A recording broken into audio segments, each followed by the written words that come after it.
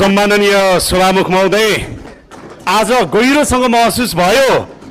त्यो के भने 8वटा अध्यादेश सरकारले किन ल्याउनु पर्यो भनेर आज महसुस भइरहेको छ। मलाई किन ल्याउनु पर्यो भनेर महसुस भइरहेको छ सभामुख महोदय।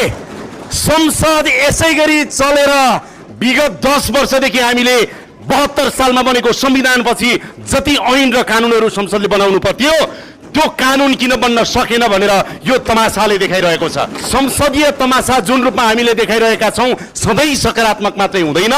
जनताका सवालमा कानुन निर्माण गर्ने सवालमा सत्ता पक्ष र प्रतिपक्ष विपक्षी दलहरू त्यही रूपमा जवाफदेही र जिम्मेवार बन्नुपर्छ भनेर म विपक्षी दलका मान्य सांसदहरूलाई हार्दिकतापूर्वक अनुरोध गर्न चाहन्छु।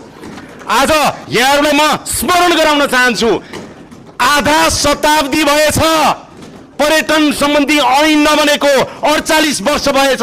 48 वर्षदेखि बन्न नसकेको ऐन हामी बनाउने प्रक्रियामा अगाडि बढिराख्दाखेरि तपाईँ एउटा प्रधानमन्त्री उपस्थित हुने या नहुने कुराले आधा शताब्दीदेखि बन्न नसकेको तपाईको यो ऐन बनाउने प्रक्रियालाई तपाईले हड्काउन मिल्छ?